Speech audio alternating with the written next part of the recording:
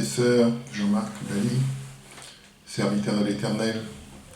Voilà, donc je vous salue au nom de Jésus-Christ, le Seigneur des Seigneurs, le Roi des Rois.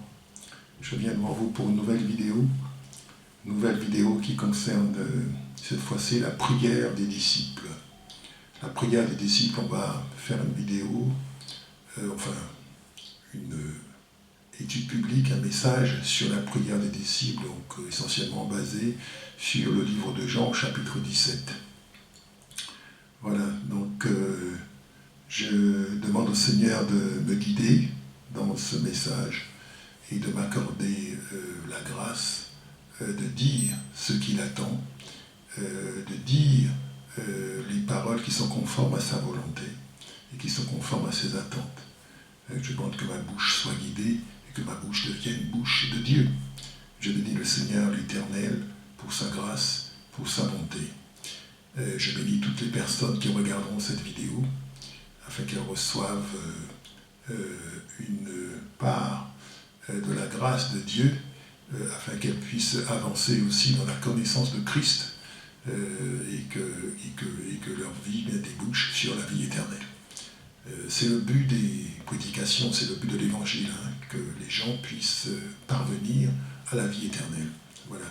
Merci Seigneur, merci pour ta grâce. Je prends autorité sur tout esprit impur. Je commande à tout esprit impur, toute entité spirituelle démoniaque ou autre qui ne confesse pas Jésus-Christ. Je vous commande de ne pas intervenir dans cette prédication. Je vous commande de quitter ces lieux maintenant et sans retour. Au nom puissant de Jésus-Christ de Nazareth. Amen. Voilà. Alors aujourd'hui, on va parler d'un sujet donc, qui concerne la prière des disciples. Donc Jésus a toujours prié pour ses disciples. Jésus doit prier pour ses disciples. Et quand on a des gens sous soi, spirituellement, on doit prier pour eux. Un pasteur doit prier, n'est-ce pas, pour ceux qui sont dans sa congrégation, naturellement. On ne comprendrait pas qu'il ne le fasse pas. D'accord ? Et Jésus donc va prier spécifiquement pour ses disciples peu de temps avant qu'ils s'en aillent, peu de temps avant qu'ils ne quittent ce monde. Et il va demander des choses spécifiquement pour que ses disciples puissent bénéficier de grâce, qu'ils soient protégés, n'est-ce pas ? Donc il le fait dans le livre de Jean, chapitre 17. Amen. Alors le but de tout cela, bien sûr, c'est que les disciples soient sanctifiés, soient gardés, qu'ils soient des gens, effectivement, qui reçoivent la grâce de Dieu, mais qui soient aussi porteurs de la grâce, porteurs de la lumière pour les autres, la lumière de Christ, n'est-ce pas ? Voilà. Alors, pour introduire ce message, j'ai choisi d'utiliser un verset qui est Lévitique, chapitre 19, verset 2, qui dit « Parle à toute l'assemblée des enfants d'Israël, tu leur diras, soyez saints, car je suis saint, moi l'Éternel, votre Dieu. » Amen. Voilà, donc soyez saints, car je suis saint, moi l'Éternel, votre Dieu. C'est de ça qu'il s'agit, de sanctifier les disciples, et puis qu'ils soient de plus en plus conformes à la volonté du Père. Voilà. Alors, le premier point qu'on va évoquer pour ce message, c'est de dire que nous sommes, des disciples sont des gens qui sont choisis. On n'est pas disciples parce qu'on a décidé, on n'est pas disciples parce qu'on trouve que voilà, c'est mieux, que d'un point de vue stratégique, c'est là qu'il faut se placer. Non, on est disciples parce qu'on est appelé. On est appelé par le Père à être des disciples. Et quand on est disciple, on est donné à Jésus-Christ par le Père. Le Père envoie ses enfants vers Jésus-Christ afin que celui-ci les accueille et que celui-ci leur accorde la vie éternelle. On le voit dans Jean chapitre 17 au verset 2. Il est écrit « Selon que tu lui as donné pouvoir sur toute chair, afin qu'il accorde la vie éternelle à tous ceux que tu lui as donnés. » D'accord ? Afin qu'il accorde la vie éternelle à tous ceux que tu lui as donnés. Donc le Christ a le pouvoir d'accorder la vie éternelle. Et ça, c'est un point, effectivement, qui n'est pas très accepté par beaucoup de gens, puisque Christ a des adversaires. Si vous lisez le psaume 2, par exemple, vous allez voir comment il y a une sorte de coalition sur la terre contre le oint de l'Éternel qui est le Christ. Et effectivement, donc, tous les chemins ne mènent pas au salut. Tous les chemins ne mènent pas à Dieu. Il faut passer par Jésus-Christ pour avoir la vie éternelle. C'est une obligation. D'accord ? C'est une obligation si ça ne se fait pas dans cette vie-là, parce que Christ est allé dans la mort et il a prêché aux morts. Vous voyez, quand il a quitté cette vie, juste après la croix, il est allé dans le séjour des morts et il a prêché aux morts. Et donc, prêcher aux morts, ça veut dire même ceux qui sont morts sont soumis aux mêmes règles. C'est-à-dire que pour accéder à la vie éternelle, pour accéder au royaume, il faut passer par le Christ et accepter le Christ. Donc, en tant que prédicateur, je dois toujours présenter le Christ aux gens de manière à ce qu'ils puissent déjà en avoir une connaissance, l'accepter et être sauvés. Amen. Voilà. Donc, ce pouvoir n'est accordé qu'à Jésus seul. Il est aussi écrit dans 1 Jean chapitre 5, verset 11, on peut lire « Et voici ce témoignage, c'est que Dieu nous a donné la vie éternelle et que cette vie est dans son Fils. Celui qui a le Fils a la vie. Celui qui n'a pas le Fils de Dieu n'a pas la vie. » C'est encore plus clair là, d'accord ?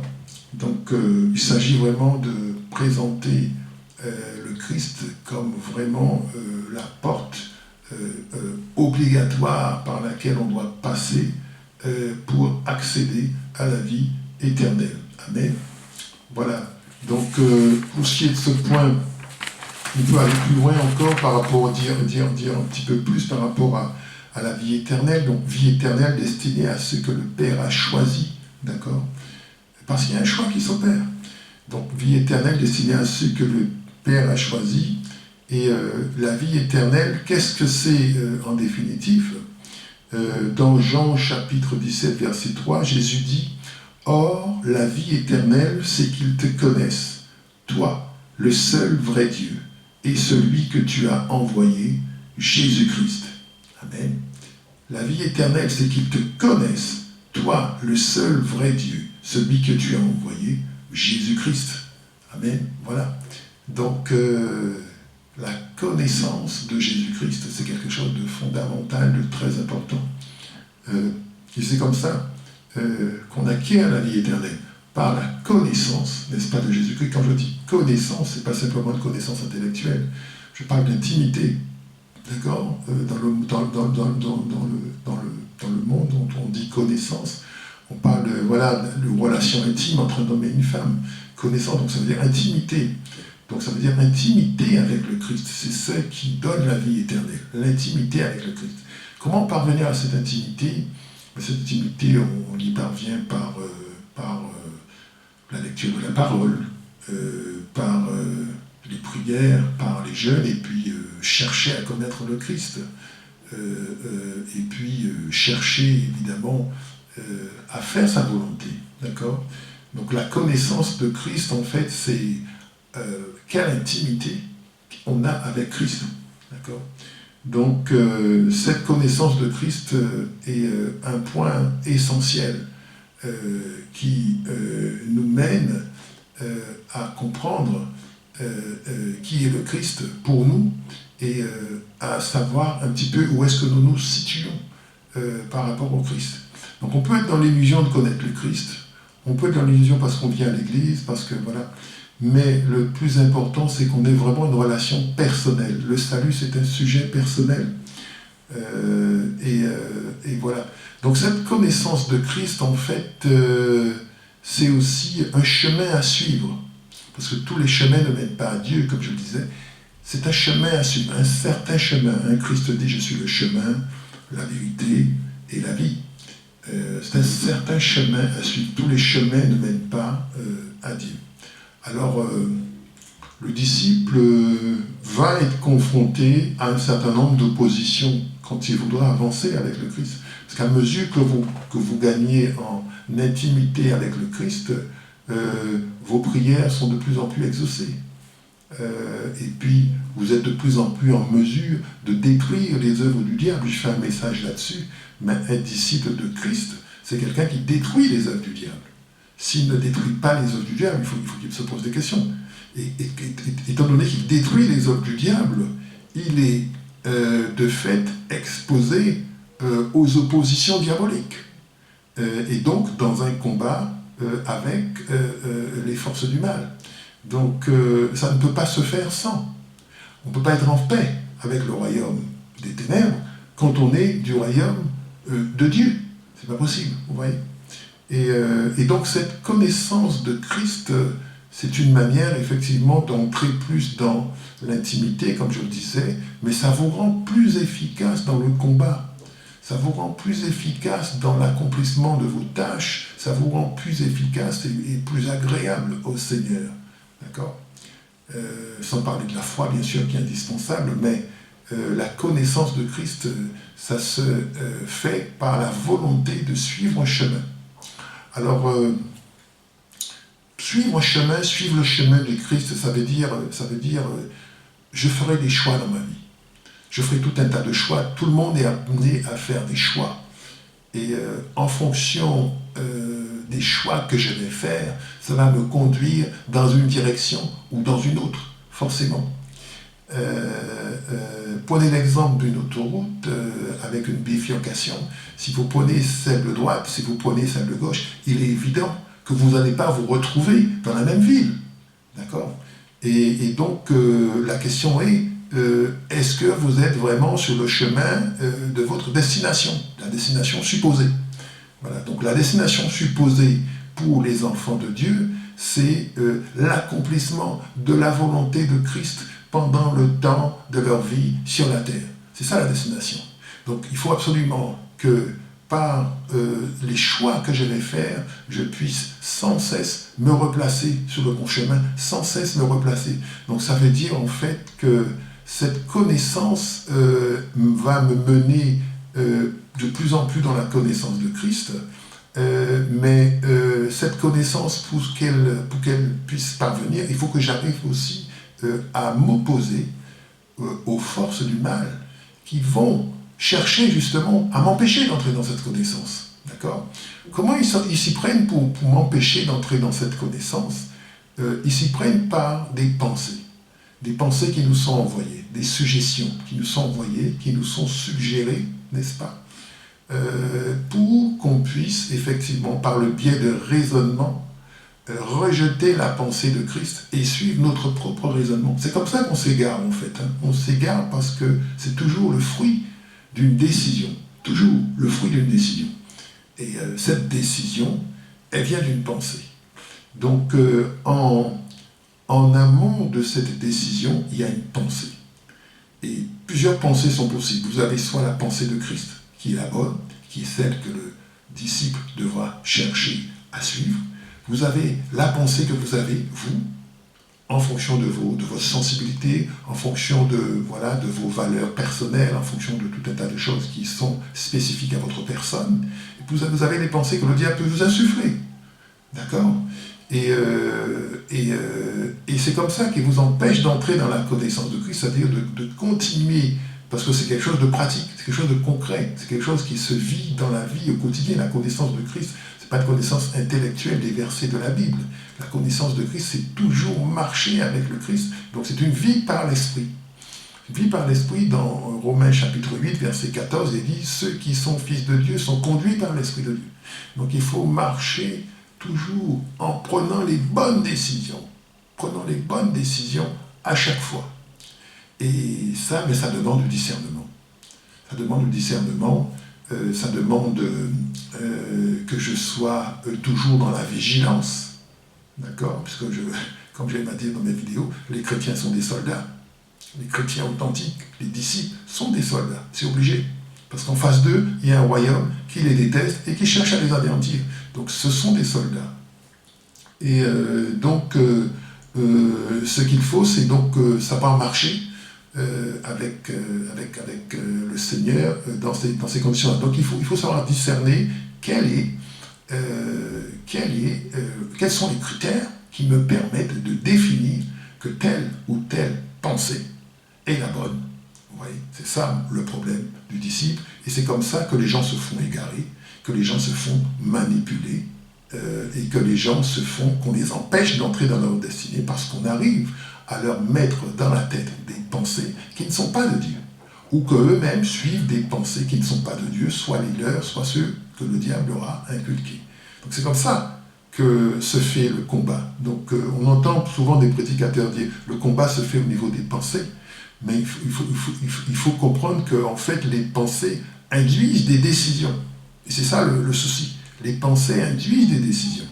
Alors on le voit dans le livre des Proverbes, par exemple, que je n'ai pas cité ici, Proverbes chapitre 23, verset 7, il est écrit « Il est comme les pensées de son âme. » Un homme va toujours suivre sa pensée. Il va toujours suivre sa pensée. Il va toujours suivre ce qu'il a dans la tête. C'est ce qu'il va faire. Prenez un enfant, prenez n'importe qui. Ce que la personne a dans la tête, c'est ce qu'elle va faire. Ça, c'est la clé qu'il faut comprendre. C'est-à-dire qu'à chaque fois que je prends une décision, que je pose un acte, que je dis quelque chose, que je fais quelque chose, c'est toujours le fruit d'une pensée. Dès lors, si j'ai toujours la pensée de Christ, je vais suivre cette pensée et je serai toujours dans la volonté de Christ. C'est ça que le disciple doit apprendre à faire. Amen. Voilà. Donc, c'est comme ça que ça fonctionne. Et vous avez par exemple des gens qui abandonnent le Christ au bout d'un certain temps. Et ça, c'est un signe des temps de la fin qu'on appelle l'apostasie. Vous avez vraiment des pasteurs qui commencent bien et puis se laissent séduire parce qu'ils ont des difficultés, parce qu'on les empêche d'exercer leur ministère, parce qu'ils ont toutes sortes d'oppositions, et puis ils sont tentés. Puis quelqu'un vient leur parler, écoute, viens avec nous, abandonne ce que tu fais, viens avec nous. Et c'est comme ça qu'il va abandonner, faire prendre un chemin plus facile, voilà, avec des gens qui ont des moyens, et donc effectivement, il va abandonner ce que le Seigneur lui demande de faire, parce qu'il se rend compte qu'il n'y a pas de succès, il n'y a pas assez de succès, il n'est pas mis assez en valeur, etc. Donc, et puis, il sent que s'il y a des blocages et qu'il n'arrive pas à avancer, donc il va accepter des propositions autres, des pensées autres, d'accord. Et donc, ce qui fait qu'il va lâcher le chemin. Donc, ça s'appelle l'apostasie. Et ce n'est pas que les pasteurs, ça concerne tout le monde. Tous ceux qui sont au fond de Dieu sont sujets par le diable à être déviés, à être, comment dirais-je, manipulés pour pouvoir quitter le chemin, le bon chemin, le chemin du Christ. Vous voyez? Voilà. Alors, ceux qui arrivent à se faire manipuler comme ça, c'est parce qu'ils ont perdu la bataille des pensées. C'est parce qu'ils ont perdu la bataille des pensées. Vous voyez? La bataille des pensées, ça veut dire en fait qu'ils ont renoncé à discerner ce qui était la volonté de Christ et qu'effectivement, ils font ce qu'ils ont envie de faire et ce qui leur semble le mieux, eux. Et c'est ça, la capacité du disciple fidèle, c'est quand il est capable de renoncer à une conviction pour suivre le Christ. Le Seigneur dit, celui qui me suit, qu'il se renie lui-même et qui se met à ma suite. Donc ça coûte un reniement de soi. Vous voyez? Donc il y a un prix, un reniement de soi. Et reniement de soi, ça veut dire ce en lequel j'ai toujours cru, toutes les valeurs que m'ont enseigné mes parents, toutes les valeurs que j'ai pu recevoir à l'école, tout ce qui fait que ma personne s'est constituée, il va falloir qu'à des niveaux, je renonce à ça. Et plus les conséquences sont graves, plus ma décision va être importante. Voilà. Donc, vous voyez, c'est pas une chose simple. C'est pas une chose anodine. Voilà, c'est le mot que je cherchais. C'est pas une chose anodine parce que ça détermine l'issue de notre vie sur la terre. Qu'est-ce qu'on va présenter devant l'Éternel à l'issue de notre vie? Est-ce qu'on va se présenter les mains vides ou est-ce qu'on va se présenter en ayant accompli les œuvres qu'il a prévues pour nous de toute éternité? Ça se joue au niveau de nos pensées. D'accord? Voilà. Ensuite, les disciples sont des gens qui sont haïs du monde. Et Jésus le sait. Jésus le sait, Jésus lui-même il a été haï. Et c'est pour ça qu'il a été crucifié, n'est-ce pas? Il a été haï. Donc ça fait partie aussi des choses qui nous échouent. Il est écrit du moment qu'ils ont traité de Belzéboul, le maître de maison, que ne diront-ils pas de sa maisonnée? Vous voyez? Donc, être disciple, c'est ne pas être aimé du monde. Et ceux qui veulent être aimés du monde ne peuvent pas être disciples de Jésus-Christ. C'est pas compliqué. C'est pas compliqué. Paul, il dit, si j'étais si j'étais aimé du monde, je ne serais pas serviteur de Christ. Vous voyez? Donc le serviteur de Christ n'est pas aimé du monde. Et tous ceux qui sont des authentiques serviteurs doivent savoir que quand ils ont affaire au monde, quelle que soit la chose qu'ils sont en train de faire, en dehors, dans leur vie ou avec les uns, avec les autres, ils ont affaire au monde. Ils ont affaire aux gens qui les voient comme des chrétiens parce qu'ils s'affichent comme des chrétiens, ils s'assument comme des chrétiens et ils ne sont pas aimés du monde. Vous voyez? Si un chrétien est aimé du monde, il faut vous poser la question de savoir est-ce qu'il est vraiment dans ce qu'il dit? Est-ce qu'il fait ce qu'il dit? Ou est-ce qu'il est authentique dans ses propos? D'accord? Voilà. Alors, on est haï sans cause. Pas besoin de faire du mal aux gens pour qu'ils vous haïssent. Ils vous haïssent simplement parce que vous êtes un chrétien. Vous voyez, c'est écrit aussi dans le livre de Jean, chapitre 15, verset 25, il est écrit « Cela est arrivé afin que s'accomplisse la parole qui est écrite dans leur loi. Ils m'ont haï sans cause. » Vous voyez, ils m'ont haï sans cause. Voilà, donc il y a une haine vis-à-vis des chrétiens, et c'est quelque chose qui va monter de plus en plus. Tous ceux qui ne voudront pas lâcher le Christ vont se faire haïr, persécuter et détester. D'accord? Jean chapitre 17, verset 14, je leur ai donné ta parole, et le monde les a haïs, parce qu'ils ne sont pas du monde, comme moi je ne suis pas du monde. Je ne te prie pas de les ôter du monde, mais de les préserver du mal. Voilà, donc il y a un équilibre à trouver quand on est un chrétien. C'est-à-dire, on est en territoire ennemi, comme un commando qu'on a lâché dans un pays et qui a une mission. Il faut qu'il sache qu'il peut se faire tuer, qu'il peut se faire mettre en prison, que tout peut arriver s'il ne marche pas conformément à ce qui est attendu de lui, par ceux qui l'ont envoyé là-bas. Je ne suis pas venu sur la terre par moi-même. Aucun disciple n'est envoyé par lui-même. C'est le Christ qui nous envoie. D'accord? Et ça veut dire en fait qu'on doit être fidèle aux instructions qui nous sont données. Et dans la mesure où on est à l'endroit où le Christ a prévu qu'on soit, on dispose d'un certain nombre de provisions, d'un certain nombre de choses qui font que le Christ a prévu cela pour nous. D'accord? Et en cas de souci, on peut être secouru. Mais quelqu'un qui va très loin, qui sort de la volonté de Christ, je sais que la personne peut effectivement expérimenter des destructions, parce qu'il s'est trop exposé au mal. C'est une logique un peu de guerre, où vous ne vous exposez pas à des risques qui n'ont pas été prévus. Donc le Seigneur, il sait toutes choses. Il sait ce qu'il doit faire, mais nous, notre responsabilité, c'est d'obéir. Ce n'est pas le Seigneur qui va nous faire obéir. C'est à nous d'obéir, de chercher à obéir, c'est-à-dire s'humilier devant le Seigneur, se mettre à genoux, prier, voilà, chercher le Seigneur. C'est très très important. Et cette relation au Seigneur, ben, c'est notre vie, c'est notre protection. Vous voyez? Voilà. Donc comme on est haï en environnement hostile, il faut marcher d'une certaine manière. Sinon, on peut expérimenter des destructions venues du monde qui est les chrétiens authentiques. Voilà. Dernier point que je voudrais évoquer sur ce message, c'est par rapport à la sanctification des disciples. Le disciple, c'est quelqu'un de sanctifié, c'est pas quelqu'un qui est comme dans le monde. C'est quelqu'un sanctifié, ça veut dire proximité avec l'Éternel. Proximité avec l'Éternel, proximité avec Dieu. D'accord? Dans Jean chapitre 17, verset 17, il est écrit « Sanctifie-les par ta vérité ». Ça, c'est ce que Jésus demande pour nous. Jésus demande la sanctification pour nous. Il demande au Père de nous sanctifier. Sanctifie-les par ta vérité. Ta parole est la vérité. Comme tu m'as envoyé dans le monde, je les ai aussi envoyés dans le monde. Et je me sanctifie moi-même pour eux, afin qu'eux aussi soient sanctifiés par la vérité. D'accord? qu'ils soient sanctifiés par la vérité. Donc, deux sanctifications, on voit ici Jésus qui prie le Père de nous sanctifier par la vérité, par la parole.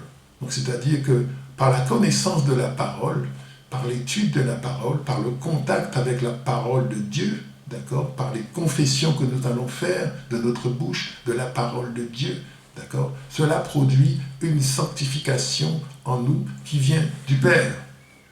Parce que c'est ce que le Christ a demandé pour nous dans sa prière de Jean chapitre 17, n'est-ce pas? Et aussi on apprend que le Christ se sanctifie pour nous. Il se sanctifie pour ses disciples. Il se sanctifie lui-même pour nous. C'est-à-dire que nous bénéficions de la sanctification de Christ. Vous voyez? Donc la sanctification est une question très très importante.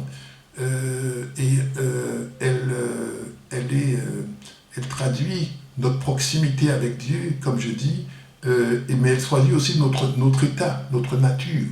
Il est écrit dans le livre de Lévitique, comme je le disais au début de ce message, Lévitique chapitre 19, verset 2, « Parle à toute l'assemblée des enfants d'Israël et tu leur diras, soyez saints, car je suis saint, moi l'Éternel. » Donc le disciple, il doit chercher à se couper du péché. Les mauvaises habitudes, il doit les lâcher, les unes après les autres. Les mauvaises fréquentations également, le Seigneur va lui faire comprendre qu'il faut qu'il arrête de fréquenter un tel, même si c'est un ami d'enfance, mais ce n'est pas quelqu'un qui est dans le Seigneur, c'est quelqu'un qui va le conduire vers le monde et qui va l'égarer et qui va le perdre. Donc le Seigneur va lui demander soit de prêcher à cette personne, soit de se séparer de cette personne. Vous voyez, ça dépendra. Voilà. Et voilà, donc la sanctification est quelque chose, c'est pas une option, c'est quelque chose de très important. Donc, je ne peux pas être disciple du Seigneur et être dans le péché.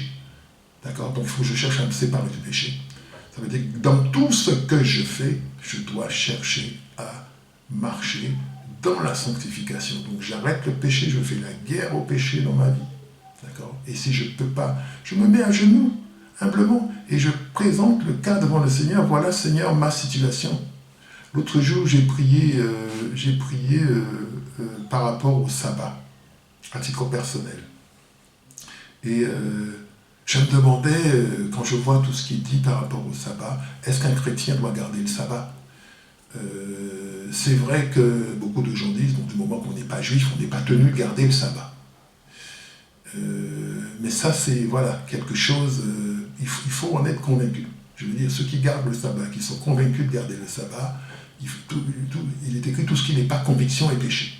Voilà. Donc il faut acquérir une conviction. Qu'est-ce qu'on doit faire vis-à-vis du sabbat? Certains vont dire on ne le garde pas. Le Seigneur lui-même, il a dit le Fils de l'homme est maître du sabbat, n'est-ce pas? Mais voilà, donc par rapport à ça, je me mets en prière devant le Seigneur et je lui demande qu'est-ce que je dois faire par rapport à ça. C'est pas tout d'écouter des prédicateurs, d'écouter le pasteur qui dit cela. Il faut absolument que dans mon cœur à moi, j'ai la conviction que c'est ça qu'il faut faire. Parce que chacun sera jugé d'après ses actes à lui. Quand je serai, si je passe en jugement, c'est pas si je suis en Jésus-Christ, effectivement, ça c'est bien, mais je veux dire, devant le Seigneur, on est chacun responsable, le salut est individuel, et il faut absolument être sûr de ce qu'on fait par rapport à sa conviction personnelle vis-à-vis de la foi. Donc c'est ça que le Seigneur va regarder. Donc si je sais dans mon cœur que quelque chose n'est pas bon, et que je le fais quand même, si je sais que je dois garder le sabbat dans mon cœur, et que je ne le garde pas, ou que je sais que je ne suis pas obligé, et que voilà, je fais autre chose, si je suis en désaccord avec ma propre foi sur un sujet spécifique, c'est un péché. C'est un péché. Donc c'est des choses à présenter devant le Seigneur, et le Saint-Esprit va faire son travail. Il va vous expliquer ce qu'il faut faire. Il va vous expliquer par toutes sortes de moyens ce qu'il faut faire et quelle posture adopter vis-à-vis d'une question spécifique. Voilà. Voilà ce que je voulais vous dire sur la question de la prière pour les disciples.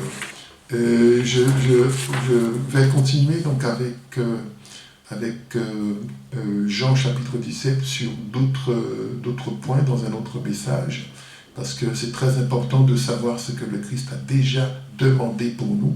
Et quand on se met à genoux devant le Père, mais il faut demander des choses que le Christ a déjà demandées pour nous. Vous allez voir, et vous allez citer donc ces versets. La sanctification, ça a été demandé, vous voyez. Et nous garder du mal, ça a été demandé. Voilà, donc c'est des choses comme ça qu'il faut savoir prier et appuyer ça avec des versets bibliques qui sont la parole de Dieu. Voilà, je vous bénis dans le nom puissant de Jésus-Christ de Nazareth et je vous dis à bientôt pour une prochaine vidéo. Amen.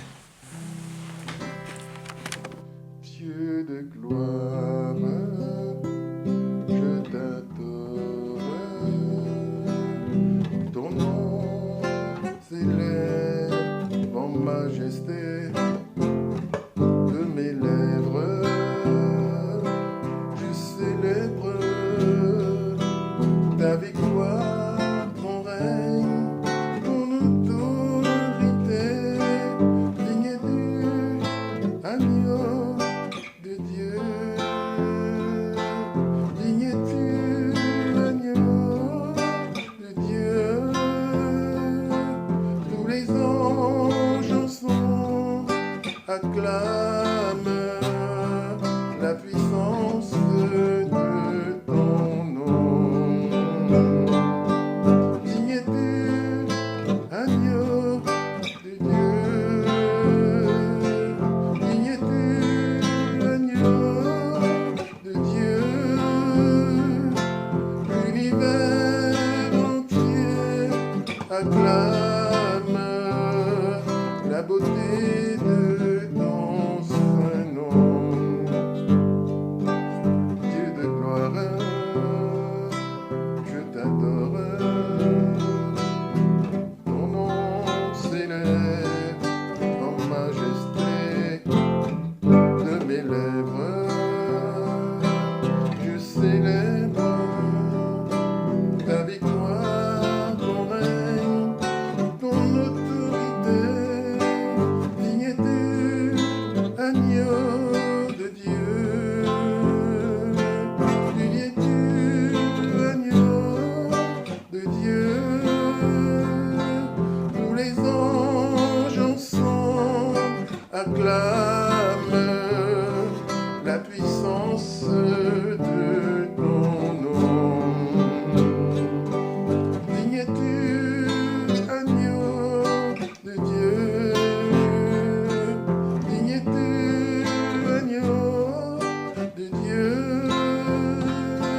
L'univers entier proclame la beauté de ton saint nom. Dieu de gloire, je t'adore, ton nom s'élève en majesté de mes lèvres, je célèbre ta victoire, ton règne, ton autorité, digne et du agneau de Dieu, digne et du agneau de Dieu. Tous les anges ensemble acclament